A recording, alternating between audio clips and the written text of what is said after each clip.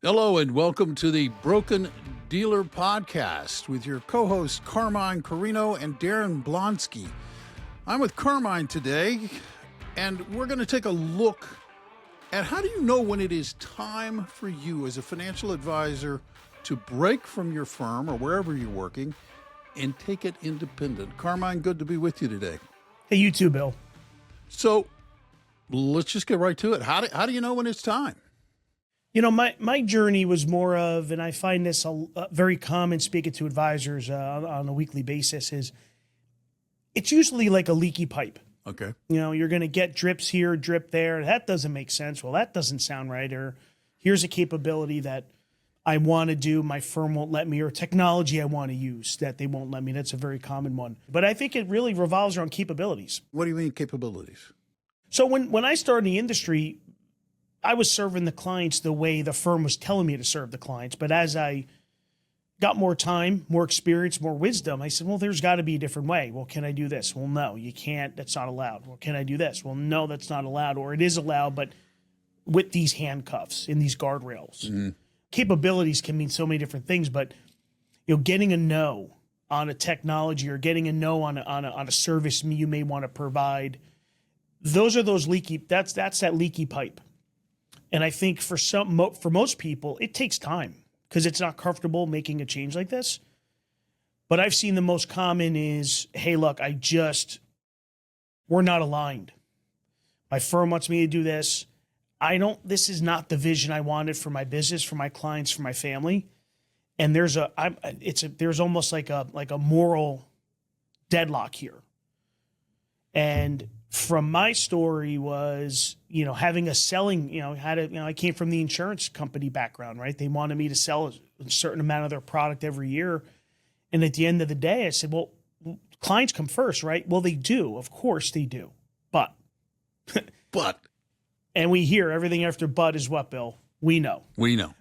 So as long the clients are important, as long as you do this amount of production the next 12 months, you can keep your contract, the benefits for your family, your payout, and things like that, which obviously was an ethical dilemma for me. And that pipe kind of, was very leaky for some time. In 2019, it cracked wide open. And I said, all right, it's time for me to exit. Yeah, I was going to ask if it's like an epiphany or, I suspect for most people it is, their story is very much your story. They just get to the point where it's like there are things they can't do. There are things that they want to do. There are services maybe they want to provide, and it just builds up. But I'm intrigued about that point because you mentioned it in moral terms. You were like, I'm not comfortable with this anymore. It's a big step from going from I'm not comfortable about this anymore to deciding I've got to go independent here. Yeah, that was fun. So the moral dilemma for me was, being a CFP, having a fiduciary capacity to a client. It was hard to explain that to a client where I'm acting in your best interest with this service I'm providing.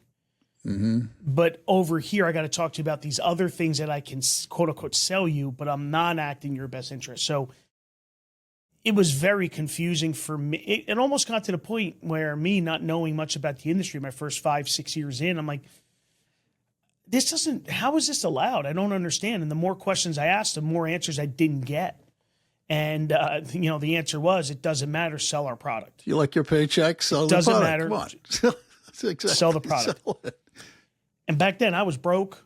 Just making it by having two small kids at that time. I didn't know any better. I didn't know anything about the independent channel.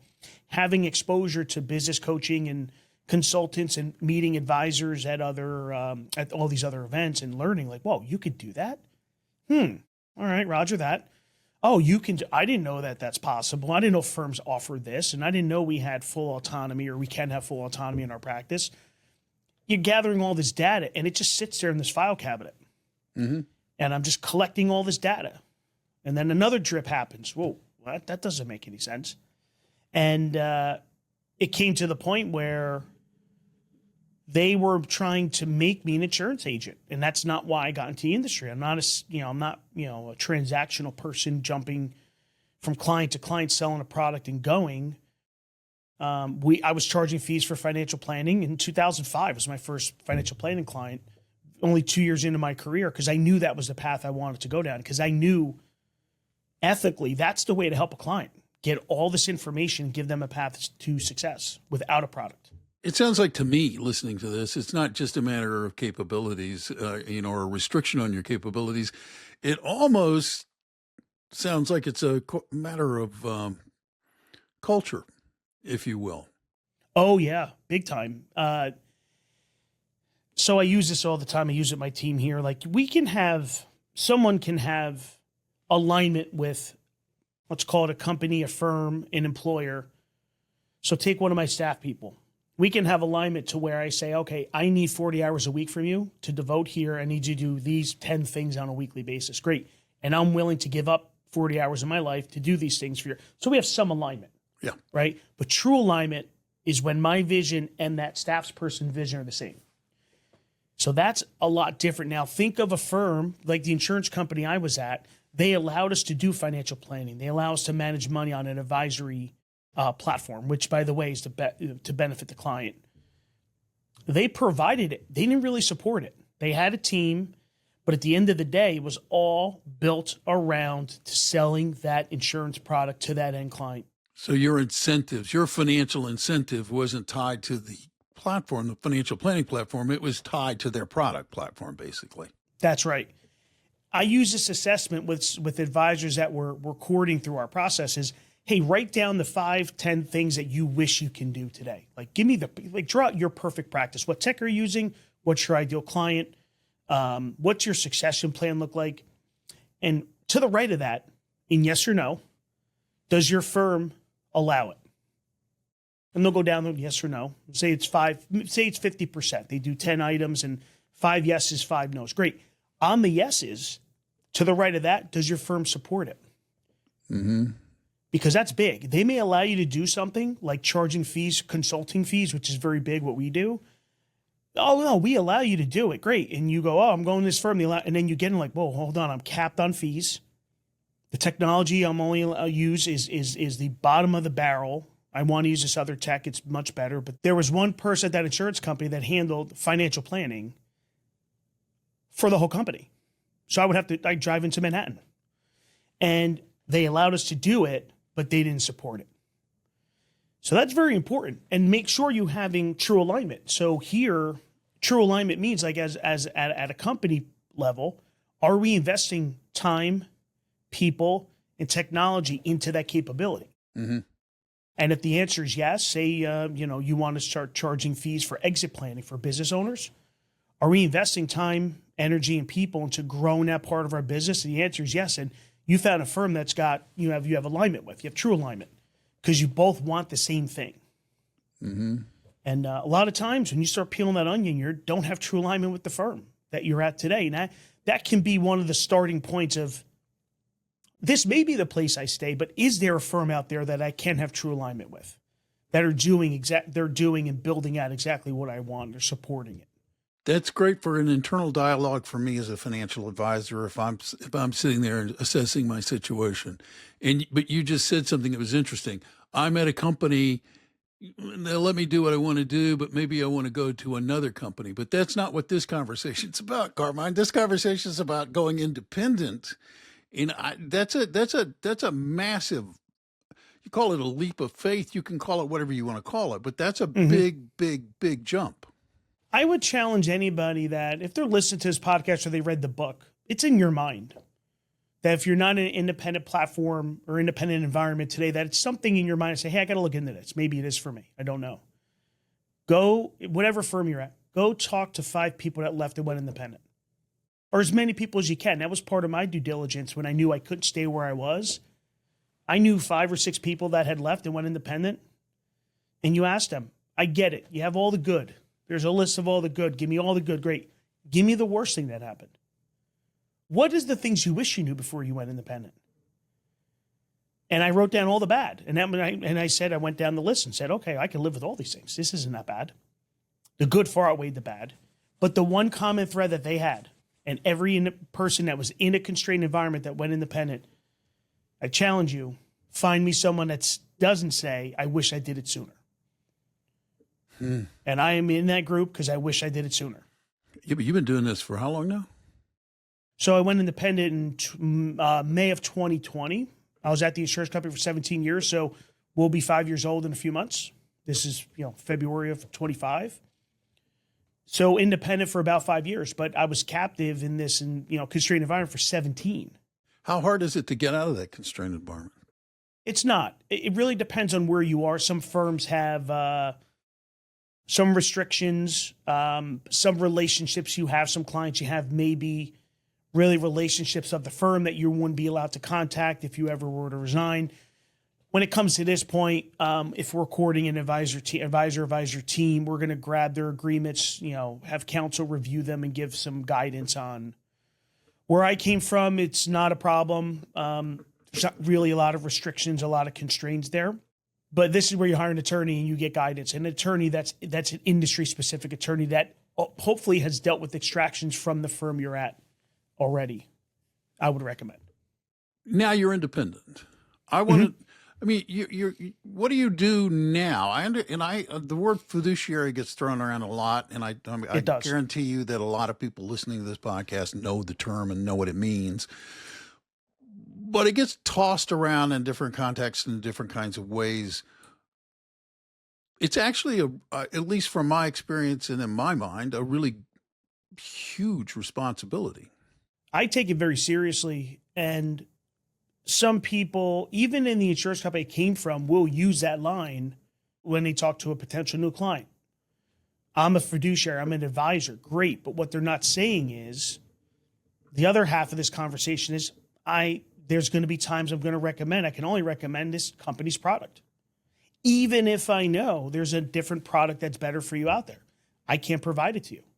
In fact, as a CFP at this insurance company and all of them, you have to give what's called the CFP disclosure form.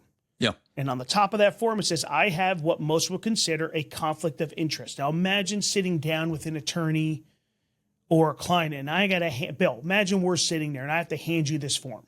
I would laugh at you. I would get the hell out of here. I would laugh at you. Yeah.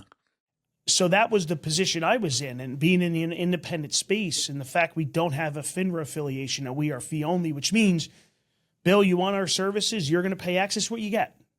Full transparency. You know exactly what you're paying. When it comes to a broker-dealer, RIA, insurance company, the client, if it takes more than 30 seconds to explain how you're getting paid, it's too long. It should be very simple. But you and I both have been in situations where we've heard that conversation, we've heard that answer take a lot longer than 30 seconds. Yeah, it can. And it really, as a consumer, if I were shopping for an advisor, I would only want an independent. I just want help. I don't want an agenda. Like Jocko says, intent has a smell. And if I can tell your intentions to sell me something just by the dialogue, the narrative, or the recommendations that you give me, I'm going to second guess it. I'm going to say, well, I'm going to get a second opinion on this because, I get it. Yeah. I know you get it, but I think a lot of people don't get it. I think a lot of people, I think the very attitude that you're talking about has given rise to a lot of cynicism and a lot of potential clients that you would sit down to meet with who are looking at you colored by their feeling of this guy's in it for himself. They're not in it for me. That's why I love having this independent conversation with a potential new client, especially if you're in front of, I had to present to a board back in November of a private children's special needs school here in New Jersey. Okay. And I take pride in sitting in front of that, I think it's 10 or 12 member board, stating this is why we're different. We have no affiliation with an investment company, insurance company. Here's our fee schedule. We don't get compensated any other way. We are going to act in your best interest, and these are the things we're going to do for you. So anyone presenting from a wirehouse or an insurance company after me cannot say that. In fact, the executive director asked everybody else after me. Oh, really? Who's your affiliate? Because now he was educated. And to your point, advisors know, consumers don't. That's where that whole question came from. You know, but lots of people like me don't know. And there's questions that you should be asking your advisor. One is, how are you paid? So this was a few years ago. Client said, "Hey, this firm agreed to take over my portfolio. They said they're not charging me anything." I said, "Well, stop. I know the firm. There is no way in hell they're taking your accounts on with no fee." And he peeled the onion. In fact, he was being charged, but it wasn't called a fee. So they said, "Well, no, we're not charging you a fee, but here's how we're compensated." And the client's still paying it. That's a financial origami, right? It's still a piece of paper. You can make it to a giraffe or a swan or whatever. But at the end of the day, I think that's a fair question. You would ask an attorney. Imagine you go to an attorney and like, "Hey, I want to start a business. Great, I'll do this for you, do that for you. By the way, you don't have to pay me." Wouldn't you say, "Well, hold on, pump the brakes, pal. What's going on?" Yeah, exactly. Yeah, I would want to leave the office at that point. Where are you getting paid? Yeah, are you acting in my best interest? Or the attorney's like, "Great, 5 hours of work, $300 an hour. We should be clear." That's how relationships should be. It should be very easy. What am I paying? What am I getting? Where's the value? So I'm sitting here talking to you, Carmine, and I'm thinking there's two ways to go here in terms of, as a consumer, you're right. And I get that part, and I'm glad that you're encouraging people to ask those questions. But what if I'm a financial advisor? Take me down that path, because this conversation is about becoming independent. So now you as an independent financial advisor, you don't have the cover of the company anymore. You don't have the promise of a financial incentives for selling this product or that product. So navigate that road for me, will you? So I'm going to tell you this. The independent road isn't for everybody. And the people that it's not for are the ones that love that leaderboard. They love that they got their free trip to Orlando because they hit some sales requirement. They love that competitiveness within the company, and maybe they love the company story. Maybe they want to be an insurance agent. And I'll tell you, then there's probably no better place to be than one of the big insurance companies. They're going to treat you real good if you sell a lot of their product. And those are independent channels, not for them. They won't benefit from it. For people that are in these environments that feel that they can better serve their clients in a way that the firm is not allowing them to do, that's where you start questioning the box that you're in. I always say, leaving a firm, money should, and I have this conversation again weekly, money should not be the number one reason why you leave. Should be in your top three, though. I was going to say it belongs in there money somewhere. Shouldn't be the number one. I'm glad you agree. It belongs It has in to there. be. Right? Listen, at the end of the day, you have responsibilities. You have, potentially you have a family, you have a staff, you have a team. Great. It's got to be in the top three, but it shouldn't be number one. The number one should be around client impact, flexibility, capability. Like those are the things that, hey, I just want to be able to, like we have one advisor that runs our Philly office. He's in his mid-60s, and he was on the hamster wheel of sales requirement every year to maintain his payout. He now works 10 hours a week. And he learns guitar, the drum, like who knows what he's doing.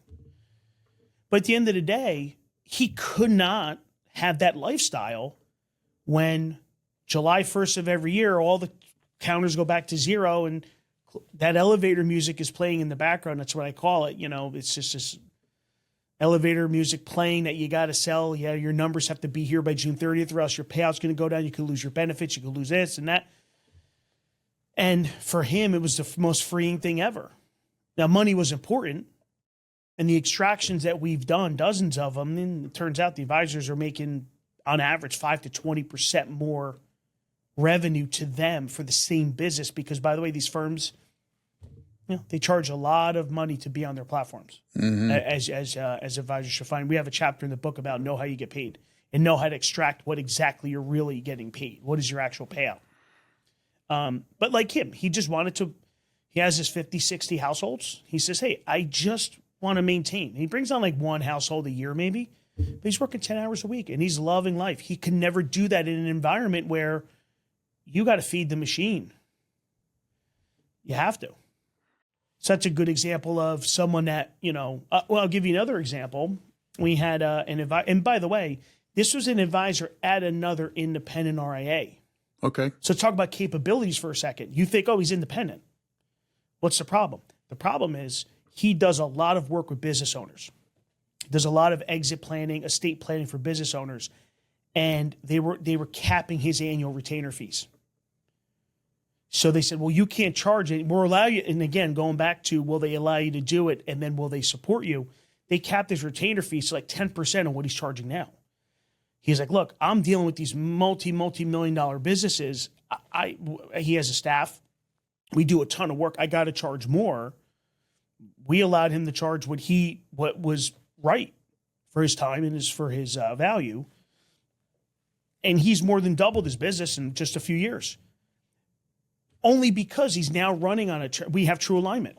He didn't come up with a new marketing thing or didn't bring on one big new client to double his revenue. No, we just gave him a better a track to run on that's more in line with what his vision is. So he was able to grow very fast. So there's just being on an independent channel doesn't mean you got all your boxes checked. Interesting, right? No, that is really interesting. In fact, it sits me here, leaving here contemplating a lot of different kinds of things, as a matter of fact. I guess in a lot of ways, this is why people should pay attention to this podcast and why they should check out your book. I'm not here to sell your book, but this is an enlightening conversation. I would urge advisors to really do some homework. And again, the independent channel may not be for you, but wouldn't it be worth some time just to confirm that and not find out 5 or 10 years later? Yeah. Wow, I didn't know this existed. Do the legwork now. There's so much information out there. That's the great part. And the move out of the wirehouses, insurance companies to the independent space, that's the biggest movement in the industry, and it's not slowing down. And it's not the biggest move in the industry because it's the worst option. In my opinion, it's the best option. That's why you have such a flood to independence. Yeah, I actually know some financial advisors who've done exactly what you did. And I will tell you, their countenance, their demeanor, their, oh God, I don't know the right word to look for here, but it's like a weight has come off of them. I call it the backpack, right? You just put the backpack down whenever you want. Now, the process of transition, we've had advisors move their book in 6 weeks. 6 weeks. Technology and everything has gotten so much better. I don't want to do all the work. Great. Are you not willing to do, it's going to be a couple months of conversations with clients and making sure the money comes over. And at our firm, we give full transition support. You have a whole team of people here that will help you with that. But whether in any firm you go, even if you have to grind out for a couple months, imagine what's on the back end of that. You can't take a smile off my face. In fact, you can interview any of the 12 advisors here and they're going to sit there and smile at you because they now own the practices that they always wanted once they got out of that box. That is great. Well, we're getting near the time to wrap this particular podcast, but is there anything else we need to get into in this particular edition? Again, I really would challenge if in the environment you're in, you're hitting a lot of roadblocks and things that don't make sense and ways of doing business. Because here's the thing, technology isn't the tail that wags the dog, but technology is the only way to scale. Technology and people. Mm-hmm. But you could continue to hire people, but if you have the technology to help automate and scale, it's going to be very hard to grow.